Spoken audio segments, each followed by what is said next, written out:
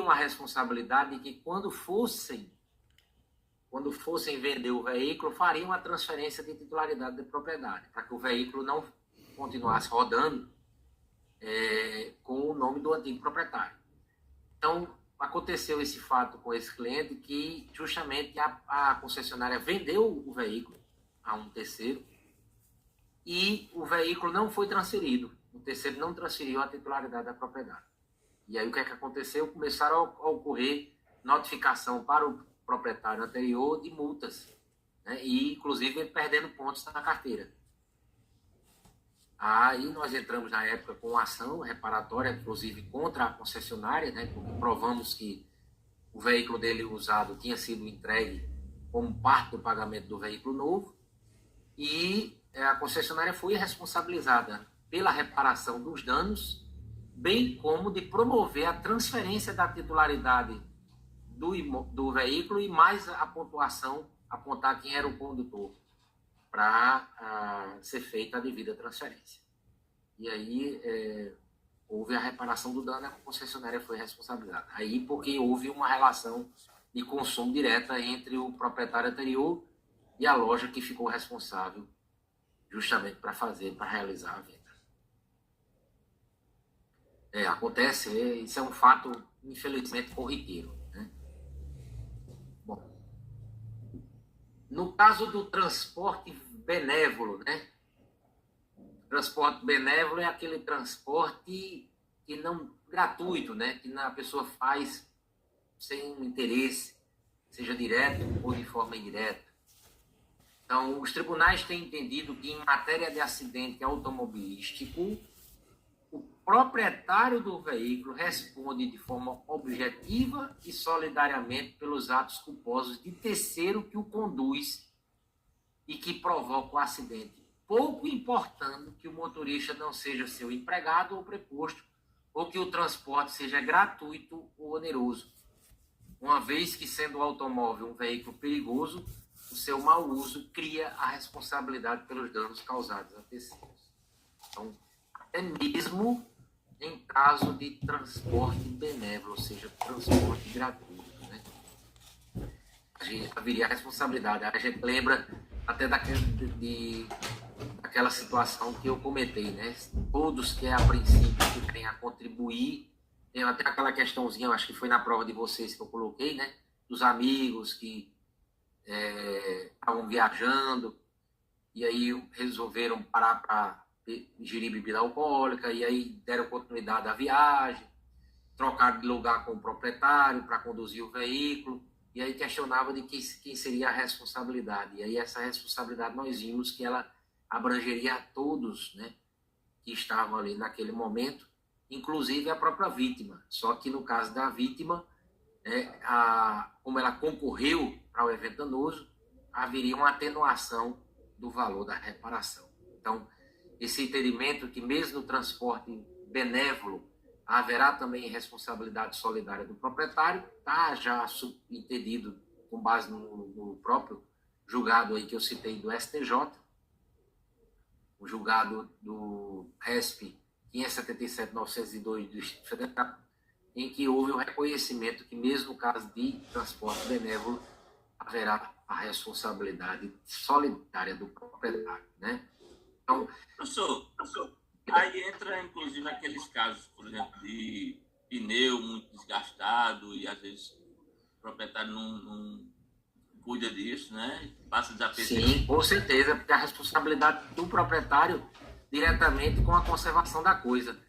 Vocês chegaram a ver uma notícia que eu postei no grupo, acho que foi semana passada, deixa eu ver aqui, sobre um caso de um proprietário que foi condenado a reparar os danos de um acidente que aconteceu num imóvel envolvendo um imóvel que estava alugado, envolvendo os pais de uma menina, envolvendo uma menina de 7 anos que faleceu porque ela foi subir no vaso sanitário da casa.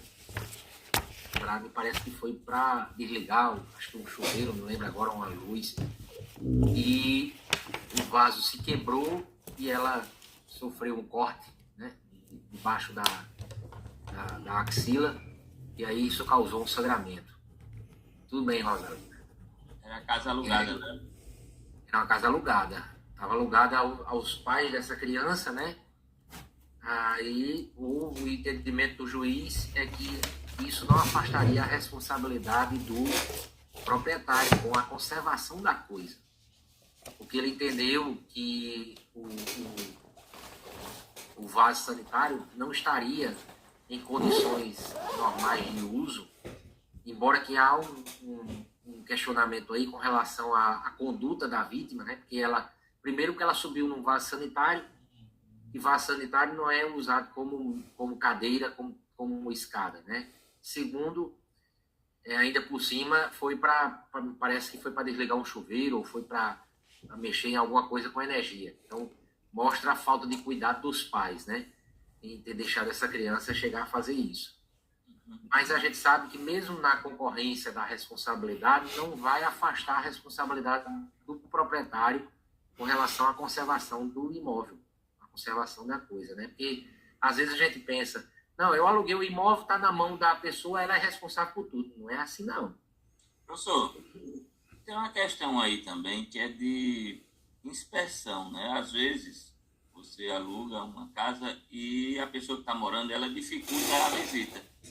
Você quer entrar ali, tipo, faz 4, 5 meses, você alugou 6 meses, você quer entrar para ver como é que está o estado das coisas. E às vezes acontece da pessoa que está morando lá dificultar essa visita.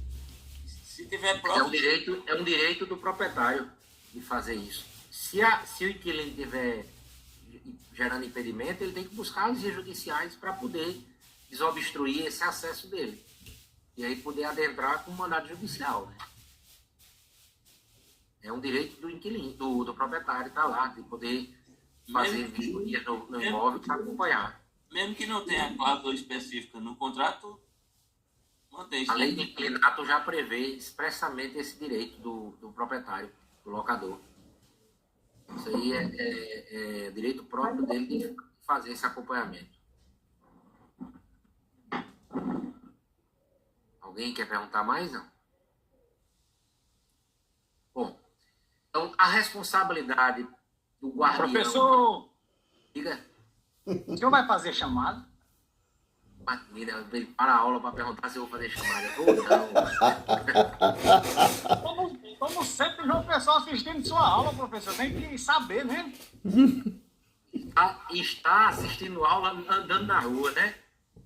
Justamente, trabalhando e assistindo sua aula. Estou no centro da capital. Tá vendo aí, ó? Que coisa boa, curtindo aí. Muito bem. O senhor quer que eu leve um presente pro senhor? O que é que o senhor quer? Você traga um pouco da brisa do mar, já tá bom o suficiente. Tá bom demais. Vou atravessar aqui que o trânsito tá grande, ó. Cuidado. Preste atenção pra onde tá caminhando. Professor, bota presença aí, professor. Já é 11 horas, 12 horas já. Você terminar esse slide, a gente termina e continua no assunto na próxima aula. Só isso. Certo?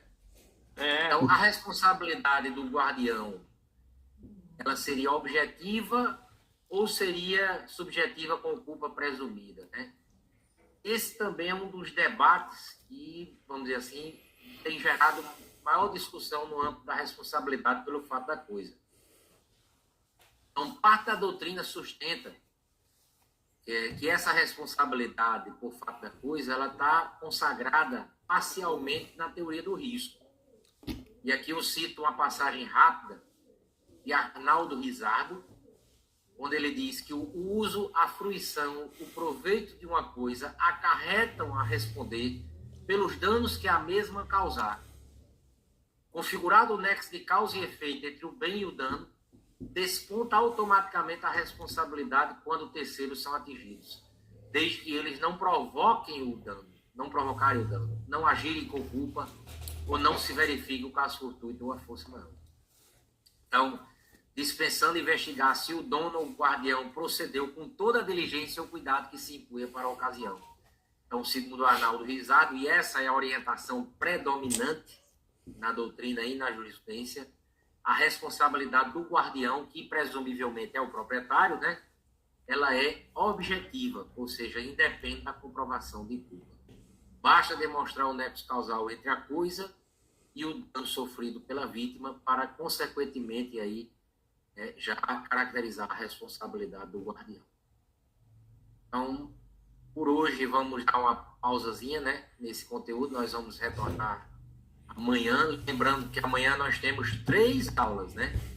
Começaremos impreterivelmente às 7 horas da manhã. Amanhã vocês têm aula de comercial ou não? Não, temos não. De repente, a gente pode até começar um pouquinho mais tarde, de 8, se vocês concordarem, para ficar mais fácil aí para vocês.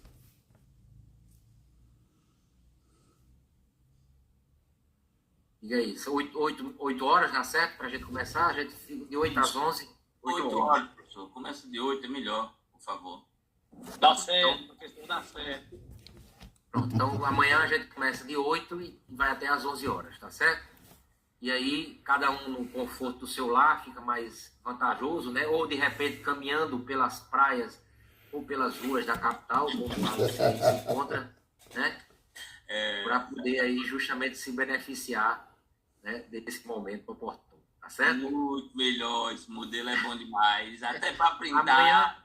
Amanhã ele vai assistir a aula sentado numa cadeira da praia, mandando só pra gente as fotos do mar. Vou assistir na cadeira, professor. Tá bom. Pois bom dia aí a todos. E amanhã, se Deus quiser, nos encontraremos. Ele manda o link da aula de amanhã. Professor. Bom dia, meu amigo. Até mais. Valeu, professor.